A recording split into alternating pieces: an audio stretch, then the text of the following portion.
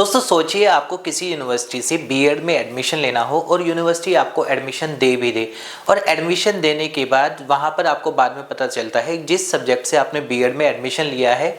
वो सब्जेक्ट वहाँ पर यूनिवर्सिटी को अप्रूवल ही नहीं है। और उसके बाद जब आप यूनिवर्सिटी से कांटेक्ट करते हैं कि जब ये सब्जेक्ट ही नहीं तो मेरी फ़ीस रिफ़ंड हो, और वो फ़ीस आपकी 1 साल तक भी रिफ़ंड ना हो। तो आज जिस यूनिवर्सिटी के बारे में मैं रिव्यू करने वाला हूँ वहाँ पर जो प्रॉब्लम्स होती हैं हम आज उसके बारे में बात करेंगे। सबसे पहले तो ये है कि दोस्तों जो यूनिवर्सिटी का नाम है वो है देश भगत यूनिवर्सिटी। देश भगत यूनिवर्सिटी वैसे तो पंजाब में आती है और NIRF रैंकिंग, NAC एक्रेडिटेशन वगैरह वगैरह इसको काफ़ी कुछ चीज़ें मिली हुई है। और अप्रूवल्स की बात करें तो काफ़ी अप्रूवल्स इसको मिले हुए हैं। तो आज हम पूरा का पूरा ओवरव्यू इस यूनिवर्सिटी के ऊपर करेंगे कि इसमें क्या क्या होता है, एग्जाम कैसे होते हैं, प्रॉब्लम्स क्या क्या आती है और भी बहुत सारी चीज़ें। तो चलिए शुरू करते हैं अपनी आज की वीडियो।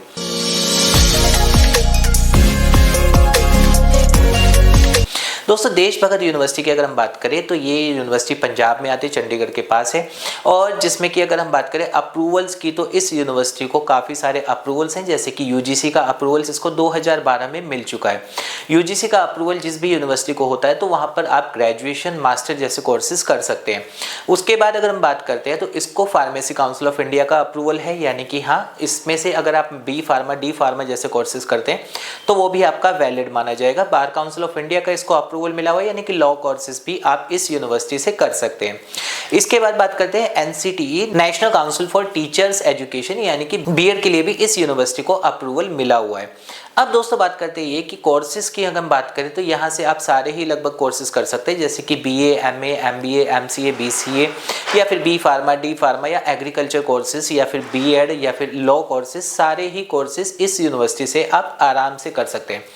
कैंपस की अगर बात करें तो यूनिवर्सिटी का कैंपस ठीक ठाक है और उसके बाद ये है इसकी अलग अलग जगह पर कुछ ब्रांचेस भी हैं। अब यूनिवर्सिटी में अगर हम बात करते हैं, जो मैंने आपको शुरू में ही बताया था कि यहाँ पर प्रॉब्लम्स क्या क्या होती है और वो आपको जानना जरूरी है। बेसिकली होता क्या है कि बहुत सारे स्टूडेंट्स ऐसे हैं जो कि बिहार से इसमें एडमिशन लेके बैठे हुए हैं, या फिर वो बंगाल के स्टूडेंट हैं या फिर बहुत दूर दूर के हैं, जिसमें कि यह है कि हाँ नॉन अटेंडिंग टाइप का उनका हो जाता है कि सिर्फ एग्जाम देने के लिए यूनिवर्सिटी कैंपस में आइए और आगे छुट्टी। वैसे तो ये इनलीगल है, लेकिन हाँ अगर हम बात करें कि कुछ यूनिवर्सिटीज़ ऐसा कर रही है तो ये भी अगर कर रही है तो कोई बुराई नहीं है। अब यहाँ पर दिक्कत क्या आती है कि अभी हम अगर एक केस की बात करें जो कि जेन्युइनली हुआ था कि हमने ही एक एडमिशन करवाया था, जिसमें कि ये था कि यूनिवर्सिटी से अप्रूवल के साथ साथ ये बताया गया था कि इस यूनिवर्सिटी से आप ये बीएड में ये सब्जेक्ट से आप कर सकते हैं। लेकिन जब वहाँ पर स्टूडेंट्स के हमने डॉक्यूमेंट्स दिए, सब कुछ दिया, तो यूनिवर्सिटी की साइड से ही वो कैंसिल कर दिया गया, क्योंकि यूनिवर्सिटी ने कहा ये वाले कोर्स के लिए हमारे पास अप्रूवल नहीं है, पर्टिकुलर उस सब्जेक्ट के लिए। जैसे कि एक एग्जांपल लेते हैं बीएड उर्दू, तो उसको वहाँ पर अप्रूवल नहीं था तो एडमिशन यूनिवर्सिटी से कैंसिल कर दिया गया। अब यूनिवर्सिटी से एडमिशन कैंसिल होने के बाद ये होता है कि आपकी जो फीस होती है, अगर वो यूनिवर्सिटी में कोर्स ही अवेलेबल नहीं है तो वो फीस रिफंड आपकी ऑन टाइम हो जानी चाहिए। लेकिन उस केस को लगभग 1 साल हो चुका है। यूनिवर्सिटी भले ही चाहे कितनी भी बड़ी हो, कितनी भी यूनिवर्सिटी कहती है कि हमारी सारी रेपुटेशन अच्छी है, जबकि NIRF रैंकिंग में इसको टॉप 100 मिला हुआ है। और पंजाब यूनिवर्सिटी की अगर हम बात करें कि पंजाब टेक्निकल यूनिवर्सिटी से, तो इसको बेस्ट यूनिवर्सिटी ऑफ पंजाब बोला जाता है। लेकिन उस स्टूडेंट की फीस आज तक भी इस यूनिवर्सिटी ने रिफंड नहीं की है। काफ़ी सारी मेल्स हो चुकी हैं, जो बीच में जो काउंसलर्स होते हैं उनको काफ़ी सारे कॉन्टैक्ट हो चुके हैं, बट एक 50,000 या 55,000 अमाउंट है जो आज तक रिफंड नहीं किया गया है। अब यहाँ पे ये होता है कि अगर आप भी यहाँ से बीएड कर रहे हैं तो आपको क्या क्या दिक्कतें आती हैं। तो इसमें क्या है, बीएड के लिए सबसे पहले तो ये है कि एग्जाम की कोई फिक्स डेट नहीं है कि कब तक वो एग्जाम हो सकते हैं। अब कुछ स्टूडेंट्स ये भी कंप्लेन करते हैं कि इनके पास जितनी सीट्स है उससे ऊपर ये बीएड में एडमिशन करवा रहे हैं, हालांकि ऐसा कोई डेटा नहीं है कि सच में ऐसा हो रहा है या नहीं हो रहा है। नंबर 3 पे बात करते हैं तो एक और दिक्कत इस यूनिवर्सिटी के साथ जो है कि जैसे कि एक होता है कि किसी भी यूनिवर्सिटी में आप एडमिशन लेते हैं तो वहाँ पर जाने के बाद आपको ये होता है कि आप अकाउंट सेक्शन में जाके अपने स्लिप वगैरह ले लेते हैं और उसके बाद एडमिट कार्ड वगैरह वो आपको व्हाट्सएप के थ्रू भी मिल जाता है या फिर कैसे भी आपको बाय मेल आ जाता है या एक लॉगिन होता है उस पर आ जाता है। लेकिन यहाँ पर इस यूनिवर्सिटी में प्रॉब्लम ये आती है कि एडमिशन अगर हम बात करें बीएड के एग्जाम, लेट्स सपोज एक एग्जाम्पल ले लेते हैं कि 4 तारीख से स्टार्ट है तो 3 तारीख को ही स्टूडेंट्स को वो एडमिट कार्ड दिया जाएगा या फिर 2 तारीख को दिया जाएगा। मतलब इन शॉर्ट ये है कि इनके जो डिले प्रोसेस है बहुत ज़्यादा चलते हैं। हालांकि यह है कि अभी कह रहे हैं कि उन चीज़ों को कवर अप किया जा रहा है, लेकिन अगर फिलहाल तक की हम बात करें तो इसमें ऐसा सिस्टम चलता रहता है। और अगर हम पहले की बात करें तो इसमें ये भी था कि एग्ज़ाम से पहले स्टूडेंट्स की बहुत सारी कंप्लेंट ये भी होती थी कि हाँ, इनका एग्ज़ाम का कोई टाइमिंग स्केड्यूल वगैरह कुछ 15 दिन पहले, 1 महीना पहले होता ही नहीं है, और डिले बहुत ज़्यादा होता है कि इसमें एडमिशन लेने के बाद आपको एग्ज़ाम की कोई गारंटी नहीं है कि हाँ, जो एक यूनिवर्सिटी का पैटर्न होता है कि उस मंथ में होता है तो उसी मंथ में कंफर्म हो जाए। तो यहाँ पर इस यूनिवर्सिटी के साथ ये दिक्कतें आती है। और नंबर 2 पे बात करें, अगर हम एक बात करते हैं, मैं किसी भी यूनिवर्सिटी में अगर एडमिशन लेता हूँ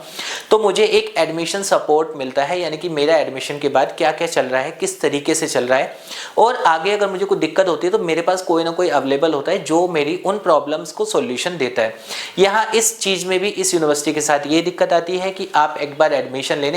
लेने के बाद जो आपके सपोर्ट काउंसलर होते हैं वहाँ पर आपको जो पूरा एक होता है कि हाँ, आपको पूरा सपोर्ट मिलना चाहिए, वहाँ पर भी ये दिक्कत करती ही करती है।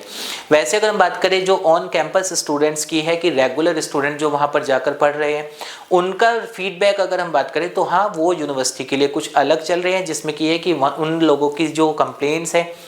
वो वहाँ सॉल्यूशन ले सकते हैं क्योंकि वो डेली कॉलेज जा रहे हैं। लेकिन अगर कोई ऐसे स्टूडेंट है जो बिहार से बिलोंग करता है, बिहार से पंजाब आने के लिए उसको स्पेशली एक तो अपना पूरा टाइम देना पड़ेगा, पैसा लगाना पड़ेगा, बट सॉल्यूशन ऑन कॉल आपको इसमें नहीं मिलता है। और ये सबसे बड़ी कमजोरी होती है किसी भी यूनिवर्सिटी की, अगर आपको ऑन कॉल सॉल्यूशन ना मिले। तो अगर आप भी देशभक्त यूनिवर्सिटी से कोई भी एडमिशन लेने जा रहे हैं तो आपको ये जरूर ध्यान रख लेना चाहिए कि आप या तो बिल्कुल आसपास के हो, नियर बाई हो, जिससे कि आपको सॉल्यूशन मिले। बट अगर आप इस तरीके से कर रहे हैं कि मैं बिहार से हूँ, मैं नॉन अटेंडिंग कर रहा हूँ, एग्जाम देने के लिए सिर्फ यहाँ पर आऊँगा, तो यहाँ पर आपको कुछ ना कुछ प्रॉब्लम फेस करनी ही होगी। वैसे तो यह है कि वीडियो के कमेंट में आप जरूर बताइएगा अगर आपने भी यहाँ से बीएड किया है तो क्या आपका बिल्कुल स्मूथली हो गया था या फिर आपको भी कोई दिक्कत आई थी। तो दोस्तों, ये था देशभक्त यूनिवर्सिटी के ऊपर कि आपको एडमिशन लेने से पहले इसके बारे में क्या क्या चीज़ें सोच लेनी चाहिए कि उसके बाद ही आप एडमिशन लें, जिससे कि आपको आगे इन फ्यूचर कोई दिक्कत ना आए। उम्मीद करूंगा आपको ये वीडियो पसंद आई होगी। अभी भी अगर आपकी कोई क्वेरी है आप कमेंट कर सकते हैं, हम उसका रिप्लाई आपको कर देंगे।